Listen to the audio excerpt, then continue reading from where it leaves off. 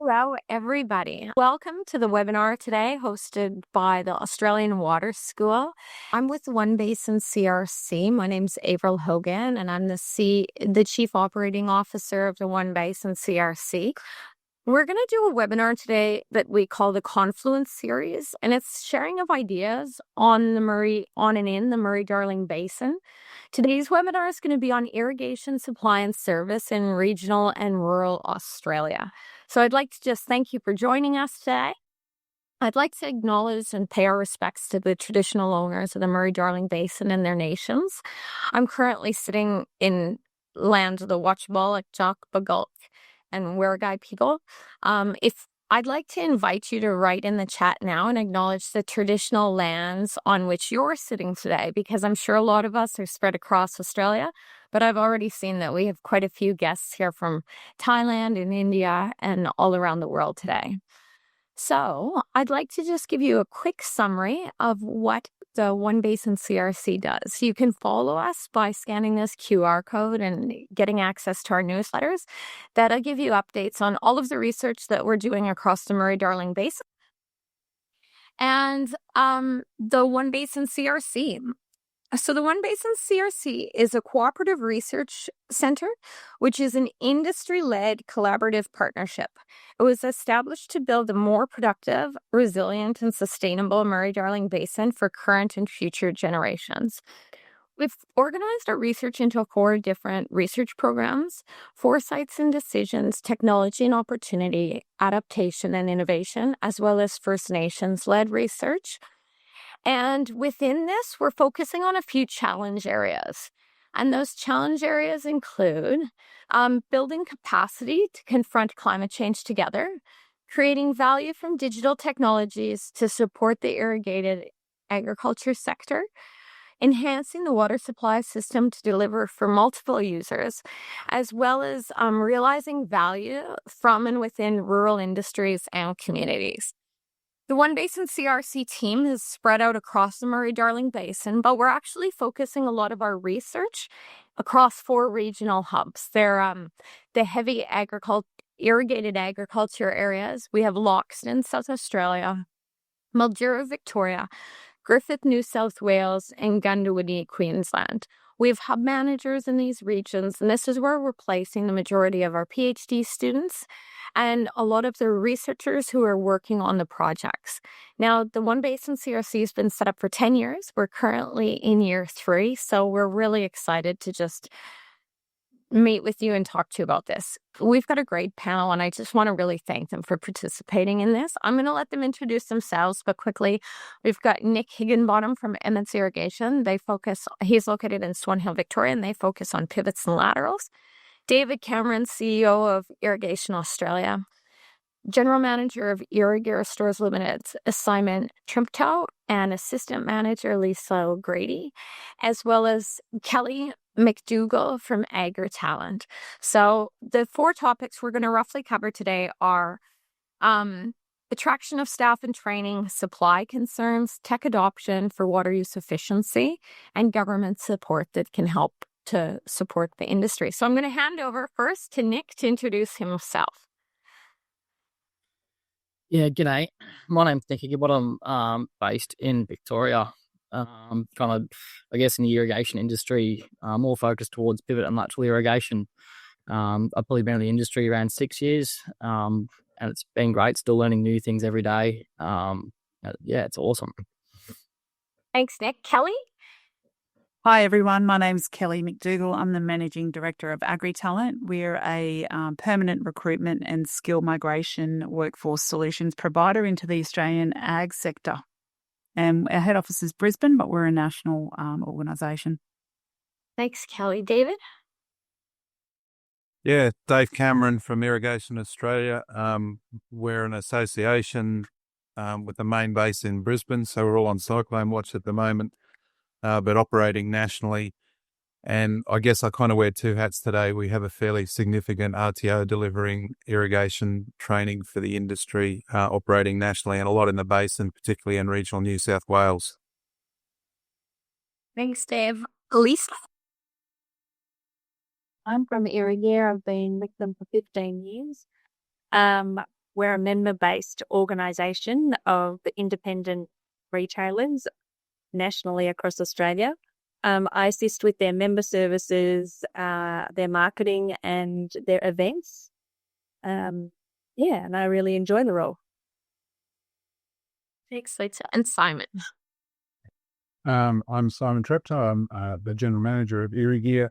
I've been working with Lisa for 14 or 15 years.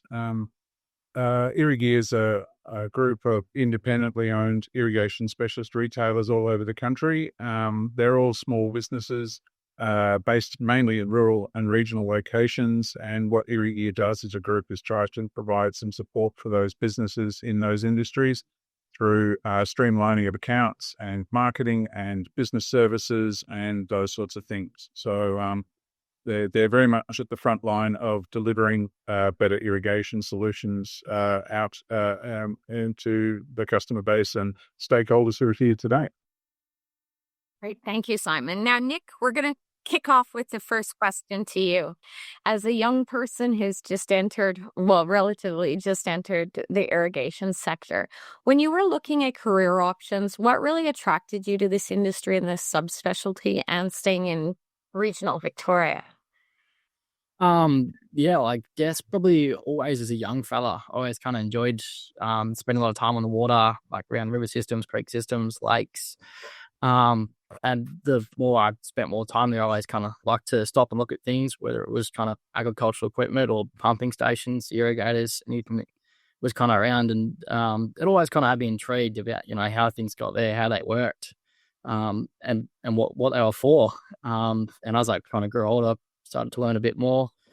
And kind of when I finished school, I decided to take a gap year before going to university. I was planning to study mechanical engineering.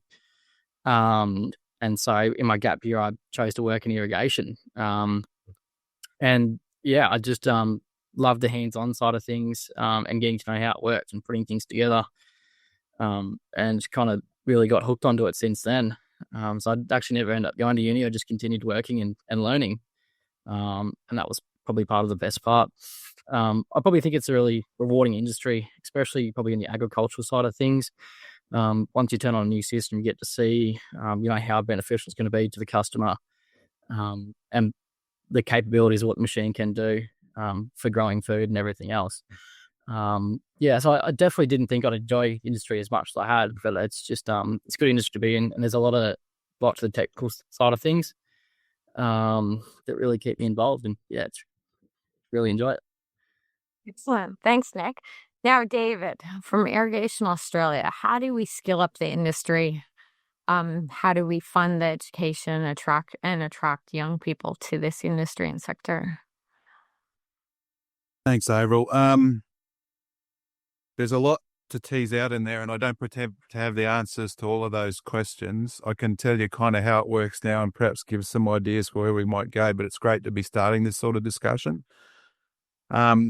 So from our association's perspective, we're very much focused on sustainability, water efficiency, supporting food and fibre production markets, but we also get into urban open spaces a fair bit and, public health benefits associated with that sort of stuff. In terms of how we train the industry, I guess the core qualification is the Certificate 3 in Irrigation Technology, which is 22 units of competency. In most states, that's funded to an extent by government to different levels. Everyone does things differently, and you'll hear that as a general theme in I guess, my request for better coordination and better sort of standardisation across regulation. We also look after a number of smaller programs, certification programs with ongoing continuing professional development attached to them and underpinned by skill sets, and mostly they make up the Cert 3. If you were to ask the question of most of my members, what do they think it should look like, then they'd love to see irrigation as a licensed trade. They see it as a particularly useful attraction tool to the industry to try to have something which competes in the employment market for plumbers and sparkies and all of that kind of stuff. I guess approaching that kind of challenge is significant because it's regulated individually by each state and territory, and it's very much contingent on the flavour of government in power at any one time, and it's getting into an IR space that gets to be quite complex. So I view it as important, but view it as a long-term goal that we try to take opportunities towards as they arrive, and we're having discussions with the New South Wales government at the moment, for example. But I guess what we can do now, and what probably I get the sense that the ag sector really wants, is to look at those smaller skill sets, to look at little groups of competencies, how you can deliver short course training. We have discussions all the time with farmers, and, we value skills. We don't value pieces of paper. How can you actually fit within what is really required? Massive range of skills that are required to operate on farm in any kind of way, and irrigation's just a small part of that. So we tend to be focused on things like soils and plants and scheduling and efficient application of water, and trying to build our programs in that smaller space before people leap up into the higher level trade equivalent qualification. I think the other thing I'll just mention is we've tried to start a fair bit of work in the last year and a bit around career pathways. So we do have an industry site there.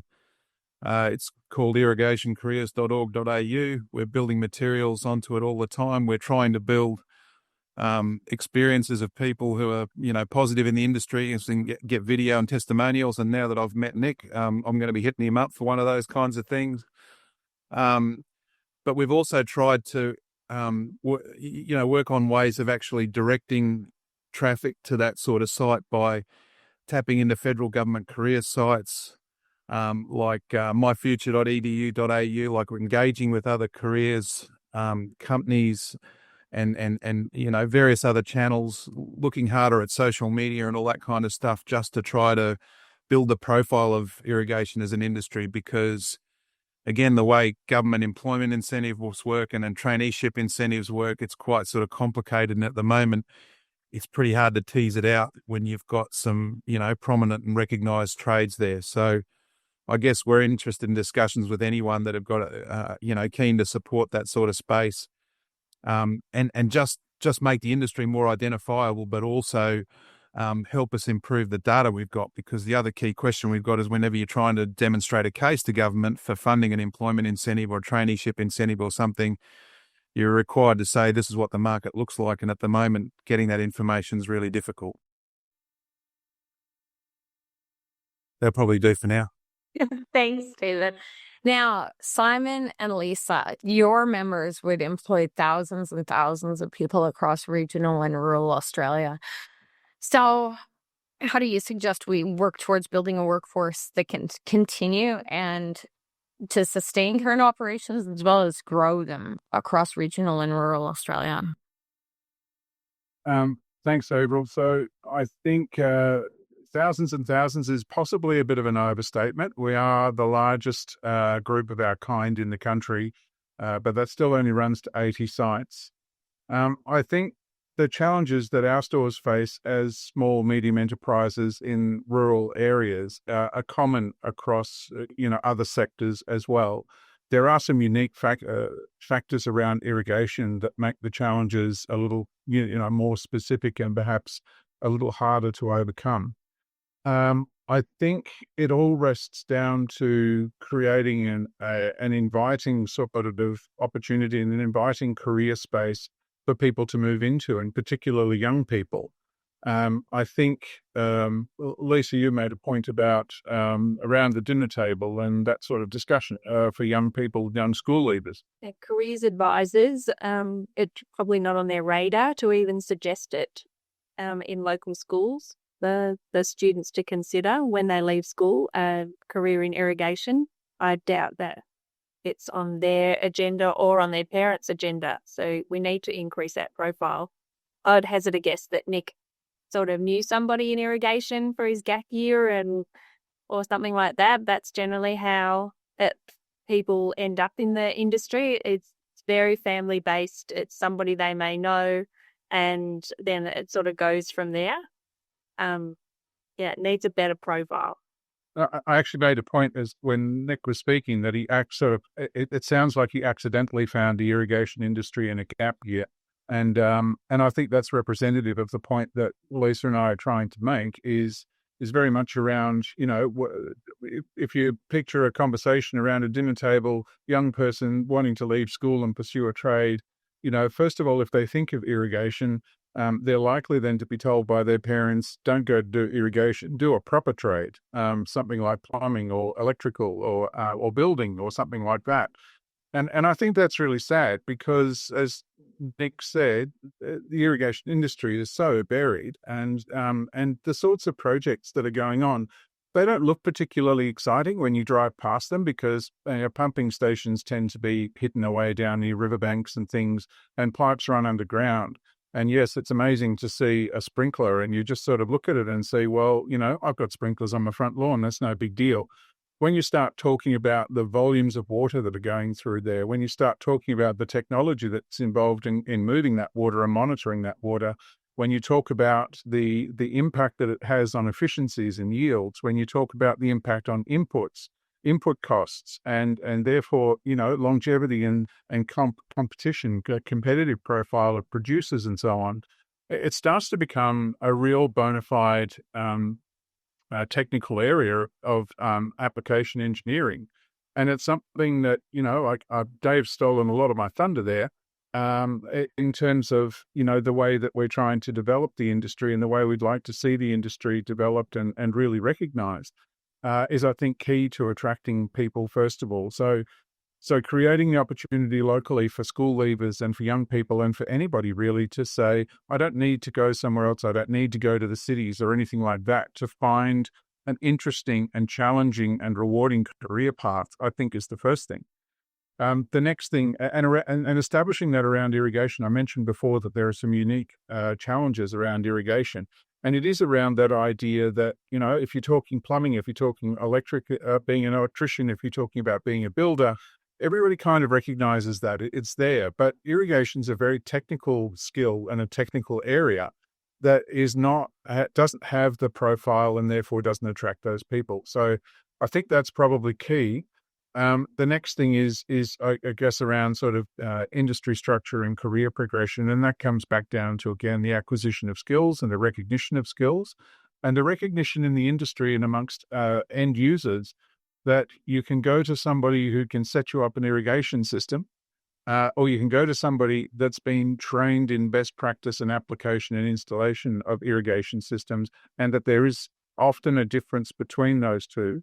And it's something that's worth pursuing. In other words, it's worth seeking out the irrigation installer, the irrigation expert that's done the qualifications, that's done the training, that understands best practice, that has the runs on the board in terms of producing an efficient system that's going to give you good yields.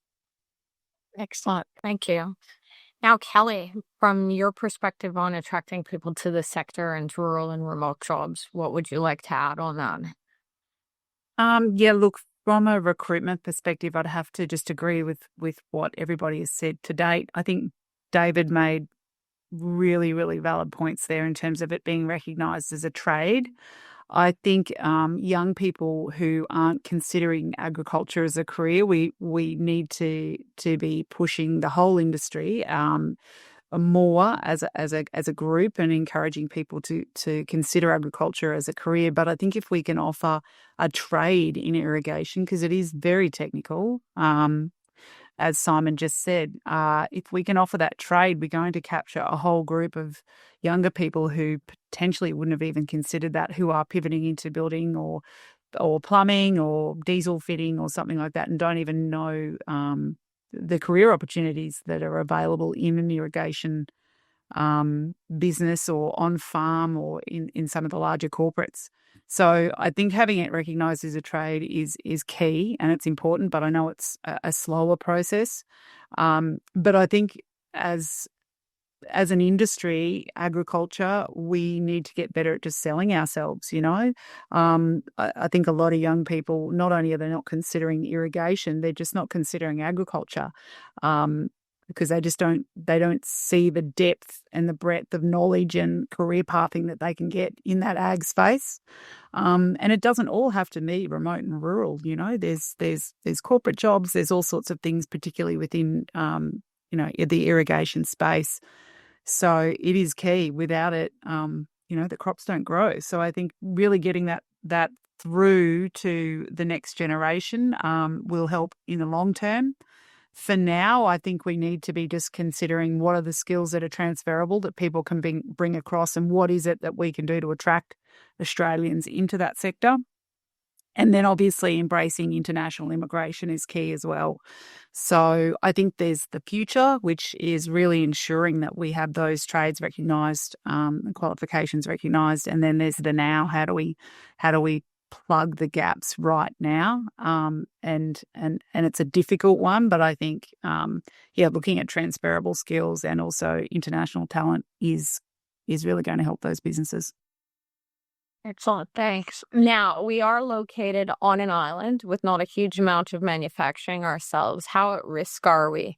If there's wars, if there's things like COVID with the shipping concerns, how at risk are we to continue our production with tariff shipping issues or wars?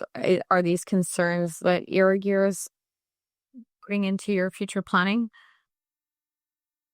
I think to the degree that, as much to the degree that it affects sort of most other industries. So our stores obviously make a living out of selling irrigation equipment. If the equipment's not available, the parts can't be brought into the country, then that is a problem. We don't actually import anything directly. We rely on our partner suppliers to bring stuff into the country, and they're usually pretty good with their supply channels, even in the depth of COVID and so on.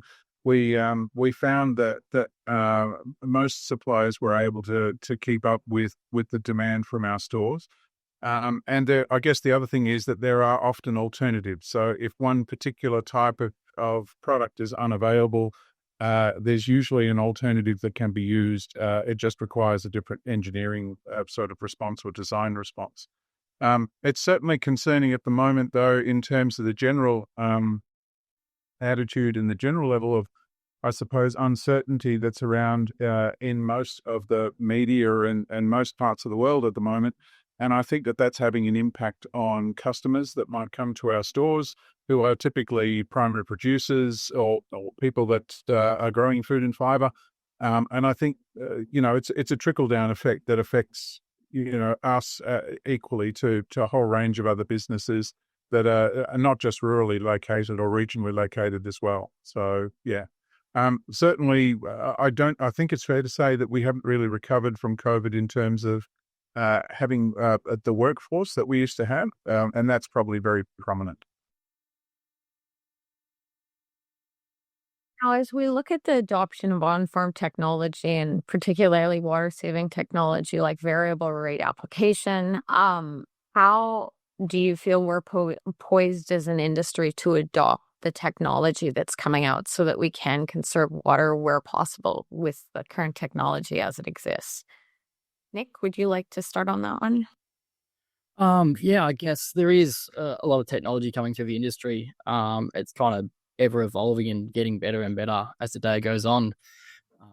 It's currently coming through, and trying to adopt that at the start is probably a hard process to do coming out when there isn't a lot of that technology around. So it's kind of just coming in to prove itself.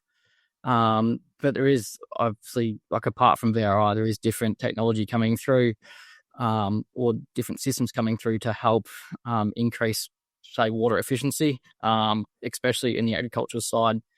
When we look to move away from flood irrigation, there is other options of like subsurface drip. You got solid sprinklers, you pivot in your lateral sprinklers, and probably with the water efficiency side of things, it's obviously more than flood irrigation. You have a lot more efficiency in getting the water into the ground and towards the crops for the uptake. And so I guess with the technology side of things, with VRI, it's kind of something where you can change your water input depending on where you are in the paddock. And I think probably for the adoption or the uptake of that, we probably see a lot more younger people coming through the industry. Well, sorry, on the farming side of things, a lot more the younger generation coming through the ranks, and kind of realizing that they don't have as much water as they used to, or don't have the access for water. And you can really see it. They tend to start thinking like, what can I do? How do I make this work with less water? And that's when we really start to see the uptake of people installing new pivot and laterals. The VRI with the technology side of things, and different tech trying to, I guess, reduce labour, which is probably another thing why people looking towards technology and also efficiencies, is because they don't have the labour they used to have, or the availability of people on farm to help irrigate and cover as much area as they used to. So it's definitely, it really does come back to that labour side of things, and the availability of having people around to do the work, whereas they don't have that now. So they kind of look towards things like laterals with technology and the auto start, auto stop capabilities. They can irrigate, say, 400 hectares in 24 hours, whereas if they were flood irrigating, it takes them nearly a week to do, depending on the setup. Yeah, thanks. Yeah. Lisa and Simon, are you seeing similar things or trends or changes? Definitely. We did a survey a few years ago now, back around 5 years, maybe 6 years ago, and we found that the main driver for people to go into their local irrigation shop was breakdowns. Something had broken and they needed to get it fixed, so they came into the store and said, "Hey, something's broken, fix it." We did that same survey a few years later, and we found that the main driver had changed from breakdowns to interest in new efficiency and new technology. So there's definitely something happening in the market, or we found that something had happened in the market over that 3 years to definitely change the buyer behavior. And it's something that we're obviously trying to feed back to our stores and say, look, when people come in and they've got a system and there's a problem with it, or there's not a problem with it, but there is simply a more efficient way of applying water that's going to save them input costs and improve yields, people are actually really interested in hearing about that information. And that's important because that goes back to all sorts of things like the industry training that's delivered. So it needs to incorporate units around that new technology and irrigation efficiency. It also goes back to our supplier partners and their ability to, bring new products out, new innovative solutions, and provide the training at store level and the assistance at store level to get those things out to growers.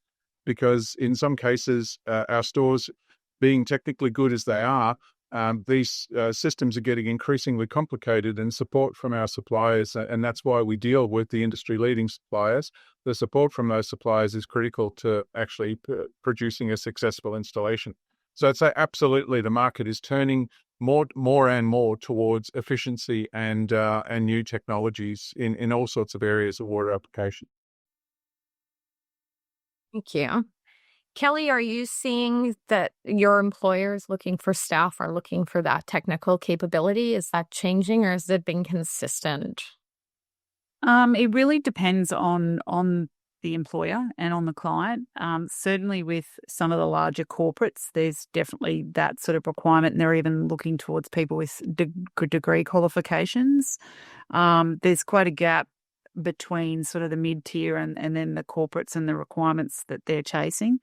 So there's always been that requirement, but yeah, we have definitely noticed in the last couple of years that ability to embrace technology and automations and that sort of thing, and a good understanding of that is becoming a requirement for most roles, whereas probably 5 to 10 years ago, not so much the case. It was more about, did they have the hands-on experience and that sort of thing. But, for example, computer literacy now, I can't remember in the last couple of years where we haven't taken some sort of irrigation technical role that was a mandatory requirement. So yeah, it's definitely increasing.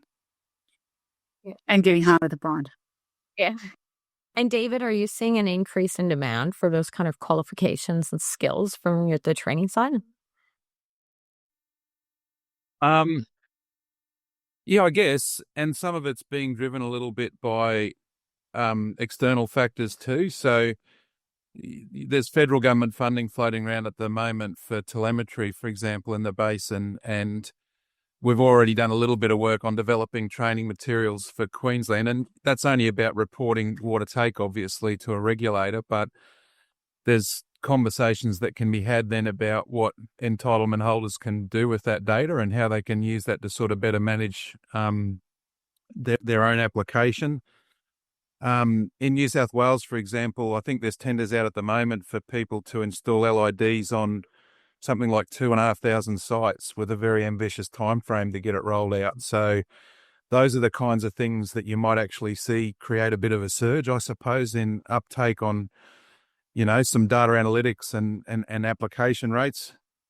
I think the only thing that I'd probably try to reinforce, and it is a bit of self-interest here, there's always a place for underpinning training. Tech itself's not a solution. Operators of systems should have a good understanding of soil and plants and scheduling. And with that, we can demonstrate clear, water efficiency, irrespective of the technologies being used. I think that there's an aging workforce out there operating on farm that have got an incredible amount of knowledge that have sort of been holding things together for a long time. And I guess I'm a little bit concerned about what happens when that knowledge starts slipping off the cliff to some extent. And I think it's really important just to keep reinforcing the training and the skills transfer.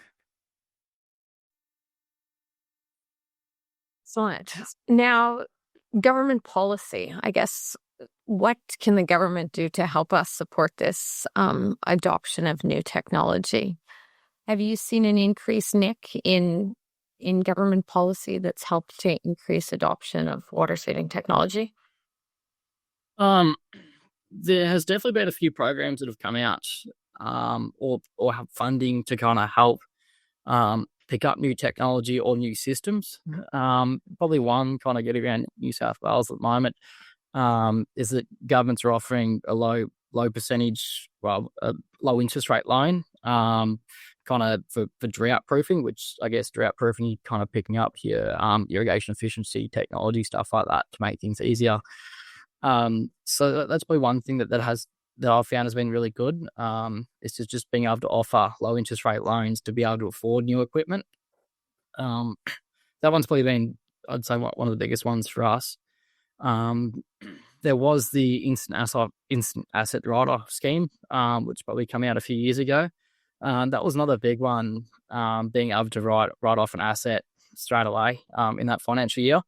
So the uptake on that was quite big, and we found there's a lot of people that were coming through trying to obviously get new equipment, new technology, but obviously wanting it as soon as they could. So that was kind of driving demand up a lot. And obviously driving demand up, it puts all the lead times out, puts a lot of, I guess, stress in the industry to try and keep up. And we definitely didn't have the ability to keep up with the supply. But yeah, schemes like that, they're always good for us to try and keep the ball rolling. Probably another government one that's still coming through at the moment is the on-farm connectivity program. So the idea of that is just to get connected to the internet, no matter where you are, always. And that's kind of more based around the rural ag sector. So that one has been extremely popular. It is limited to a small amount of funding per person. But I guess, the aim of that funding is to get in technology to obviously help reduce labour, same thing again, and increase the use of sensors, monitoring devices, stuff like that. Or even new control gear. The government funding program has definitely had a big impact, and definitely helped pushing technology and moving everyone towards that space. I think obviously it really comes back to the labour side of things again, is that the technology really helps people on farm, try and run it more remotely with less people. Definitely. Yeah, government funding has been good for us. Yeah. Simon and Lisa, are you seeing the same things, or is there anything you'd like to add on that? So I still noticed a kick with the things like the accelerated write-off provisions that happened during COVID and so on. Because people certainly came in and said, well, we may not need this technology just yet, but we will one day, and there's an incentive for us to go and get it. So that was certainly good. And we know that a lot of people converted from less efficient systems to more efficient systems during that time, even though some of them may still be waiting to switch on. It's still a good thing. I think where we would like to see, we often find that there is a gap between the system that's designed and the system that's installed. And we think that part of the reason for that might be around the training and qualifications of the people actually doing the installations. So we'd like for, I guess, for governments to be more aware of those sorts of issues and to say, well, look, on paper, I'm noticing a couple of comments of the Q&As about people facing social pressures for going into the irrigation industry because, you shouldn't be using water to water these crops that should be going down the rivers and so on. So we all agree with that. That's all fine. But the imperative is that we still need to grow food and fibre. If we want to have those industries around at all, they're major export industries, they're major domestic industries, they're major parts of our sovereign capability. We need to find the balance between, how water is used. And we can design things on paper and we can set up all sorts of ways of saying, well, this should work in theory. But if it's not translated from paper into the actual installation, then that's where a gap creeps in. So for governments to be cognizant of that and to say there's differences in the sorts of people that will do irrigation installations. Some will do it right, some will do it not so right. And to endorse the use of people who have gone through the proper sort of industry qualifications and so on, I think government could be really valuable there to help us. And it really doesn't take much other than, flying in a Melbourne urban environment, for example, urban irrigation environment, if a water retailer was to include something in their bill to say, hey, go and find these people when you want to do an irrigation system because they're qualified. It's just that endorsement. I think people are really keen to take up an initiative that will save a resource, but it's making them aware of it and making them aware of it in a way that doesn't sound, self-serving or like it's some sort of scam or something like that. So I think government can be really useful in that regard. To that end, if I can just add the comment, if we could have an endorsement that was similar, people go looking for a CPA accountant or a HIA qualified builder. If we had that in the irrigation industry where people were looking for the qualified person that has the skills, and so if that was marketed to customers so that people and growers knew that, that would lessen the gap between finding the right technology and having it implemented if they knew who to go and look for and were confident that they had the skills to do it. I think that would be good. Excellent. Thank you. Now, we've had quite a few questions from the audience on social license to operate. One that David's already answered to Alexander Gerben, but I'd like to open it up to the panel is, with rising society concerns about sustainability, leaving out the U.S. as a picture at the moment, how has the industry promoted its environmental credentials in order to attract talent and new entrants? Younger talent has stronger environmental and social expectations and standards. So how are you seeing that come through? Kelly, I might just kick that over to you to start. Yeah, that's a really interesting and complicated question. I think, I guess I can't really speak to what the industry is doing about their social license to operate, but I can speak to what I guess the younger generation of people entering the workforce are looking for. And we are absolutely being asked more questions around those sorts of things. And I think that social proof around that too is really important. A lot of people who are entering the agricultural sector or re-entering the ag sector are looking at things like websites and where's that sustainability part? Where's that, social license?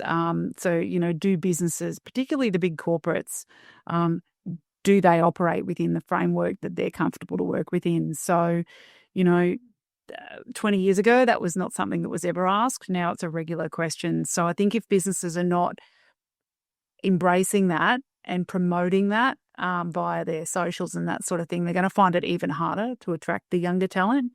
I also think there's just, as a business person from the outside looking in, so to speak, there's a lot of just misinformation out there. But I think as an industry, we really need to get firm. I grew up on a farm, grew up on the Murray-Darling Basin, been involved in water my whole life, and there's the reality and there's the truth, and then there's misconceptions in media. So I think they're two separate things. I think young people are pretty savvy, and they're also consuming news in a much different way. So we need to make sure that we're at the forefront of that. So I think it's a big one to tackle, but I think in terms of attracting talent as a business from a commercial viewpoint, and sure, you're getting that out there. But then there's an industry-led stuff around ensuring the media are not spruiking misinformation, which, good luck. I don't know how we do that across the board, but it's really important as an industry, because I think the agricultural sector gets the rough end of the stick a lot of the time. And also weeding out the bad eggs in the bunch. They make it bad for everybody.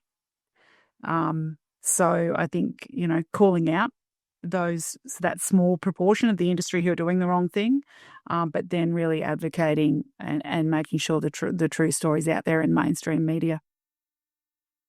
Thank you. Are you seeing anything like that similar coming through the membership base, Dave, and the students that are registering for your qualifications?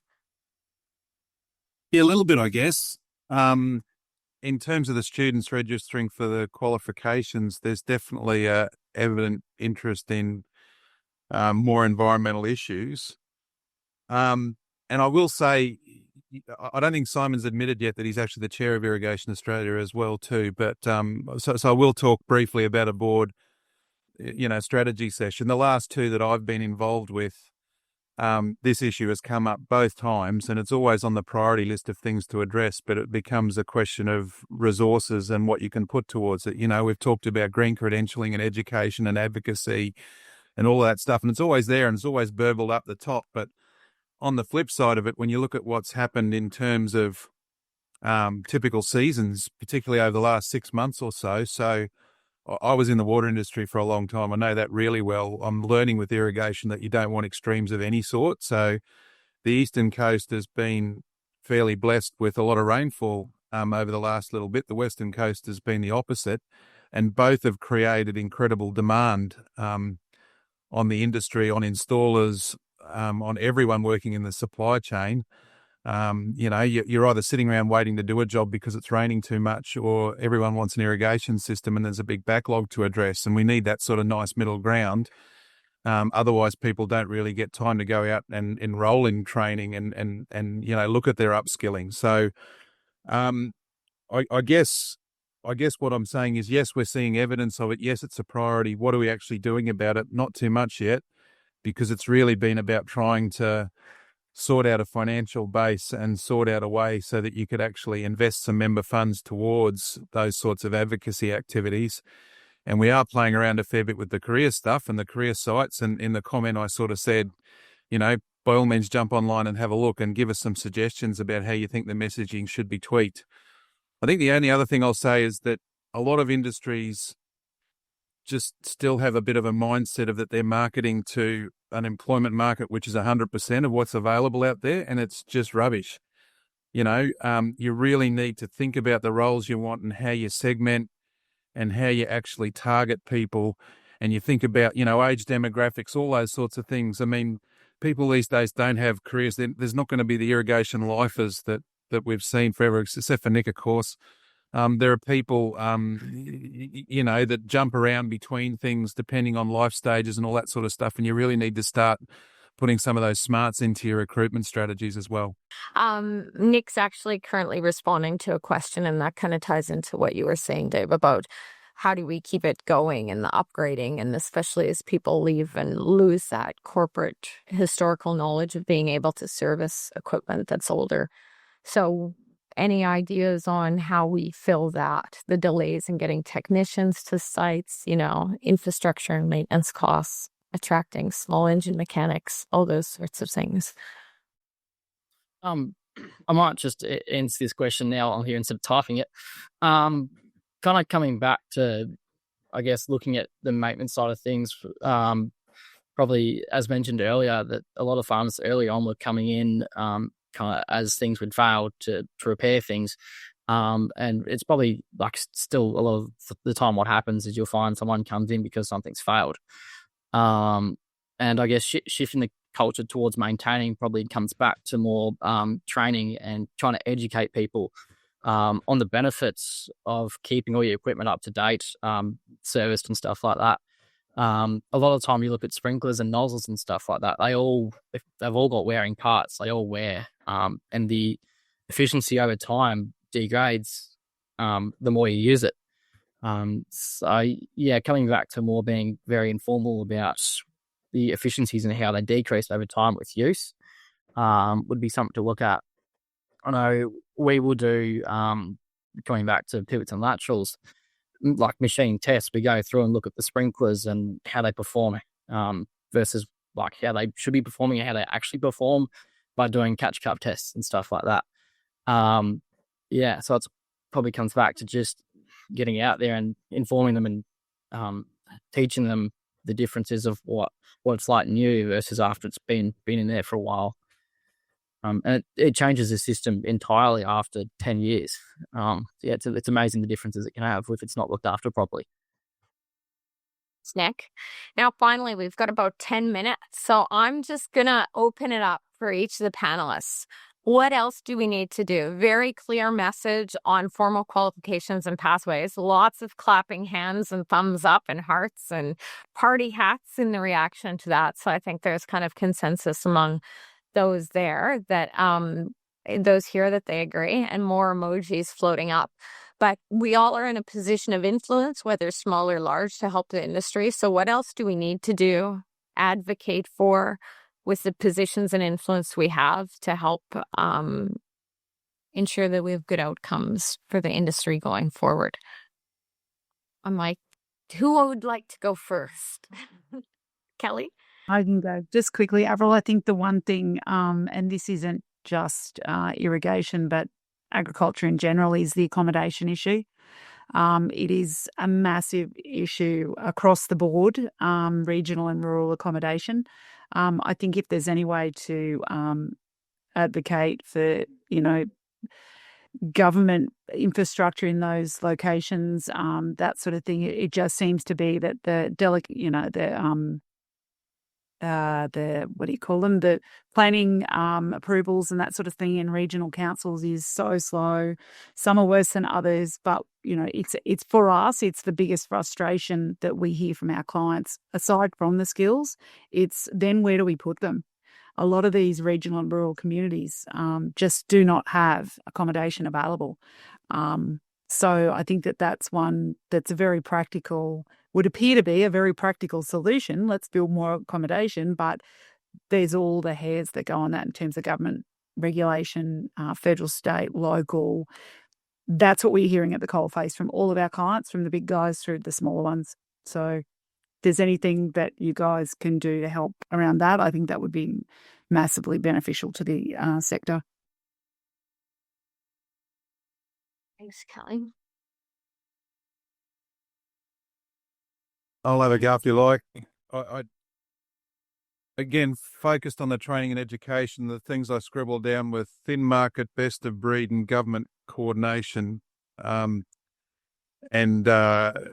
consistency. So we don't have, I can't even measure how many people there are in the irrigation training market or the irrigation industry. We've got an idea that it's tens of thousands, low tens of thousands or something like that. But by nature, we're really well dispersed, lots of agricultural focus. It's all over the place. It's a difficult market to actually serve. If I think about the governments with an interest in the basin, so, 4 states, everyone does something vastly differently in terms of the way they incentivize things, employment incentives, training incentives. There's an incredible amount of bureaucracy around it. The most of the ASQA, the vet training frameworks have been developed around dealing with dodgy brothers RTO, like it's the ones that were out there sort of incentivizing students by giving away free iPads and all that kind of stuff. So it's a massive overhead to operate something like this in the thin market. And I feel like just continually encouraging government towards, consistent messages about where the skills needs are, what they are, how can you can respond to them in the short, medium and long term, how you can deal with this issue of the fact that there's some immediate needs now in terms of training to be addressed, but we want to ultimately get towards something where there's that recognition of a licensed trade, for example, all of those kinds of things. If we could all be singing off the same song sheet and look for every opportunity to try to influence the states to get closer to that objective and treat things consistently, I think that would be a massive win. For my part, I'd echo those comments, and I'd also add something that it's been sort of implicit, but not specifically mentioned in this, and that is that there is a whole section of the workforce out there, namely women, that are underrepresented generally in the irrigation industry. And any sort of, if there's a case for affirmative action, then, the irrigation industry is certainly one of those cases. We've got a number of people in the Irrigate organization that are the senior leaders of their businesses. We've got women associated and involved in businesses, whether they through family linkages or employees and so on. But we're still very, very, very heavily biased towards men, and some sort of affirmative action, something to help women get qualified and get out into the workforce, could really help with some of that skill shortage, particularly in regional areas. And it somewhat goes to your point, Kelly, of accommodation and the scarcity. If you're taking people that already live in that area and actually skilling them up to do something that they never really considered was a career path for them, then that can go a long way towards solving a lot of those problems. So that would be if there's any sort of assistance there, or anybody knows how we can get that happening, then that would be something I'd like to put in. Yeah. Sorry. I was going to say, I just add something to Simon's point there about that. So we put in a fairly significant grant application for the federal government's Building Careers program recently, and we're waiting for the outcome. The stage ones have been announced in the last couple of days. The industries that were eligible were construction, clean energy, digital and technology, and advanced manufacturing. And the only way that I could find a pathway through for an irrigation application was to focus on construction and landscape construction. That's a $60 million program, which is purely designed to address exactly what Simon's talking about. It's got a great opportunity for success, in my view, in the ag environment, because, you've got families that want to stay in regions and all of that kind of stuff. And every family that wants to stay, well, most families have got a woman there looking for work or whatever it might be. How do we sort of push those buttons now as part of the electioneering that's going on to try to make sure that our industries are recognised for future programs? Sorry, Nick. Yeah, I was going to say that does come back to trying to get the irrigation industry to be like a qualified trade. Because as Simon said earlier, when I was younger, I didn't even really look at irrigation. I was looking at, plumbing or electrical. And it's just like, it's one of those things you don't even realize that it's there, or it's an industry to get involved in.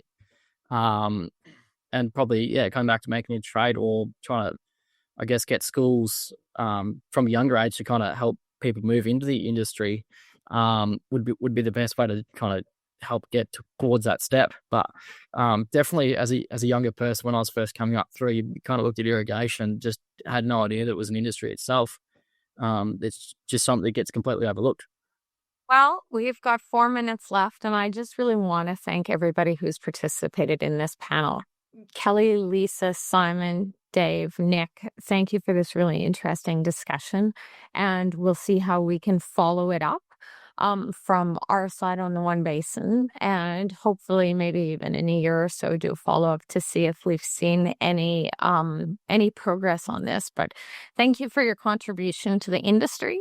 Nick, thank you for being a great example of young people coming into the industry. And thanks to everybody for participating in this.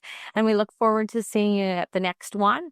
And I'll hand over now to just the final wrap up, which will be a 1-minute survey. So thank you again to the Australia Water School. They are absolutely excellent in organizing these and keeping us on track and supporting us in our monthly webinars. So thanks again, everybody. Have a great day.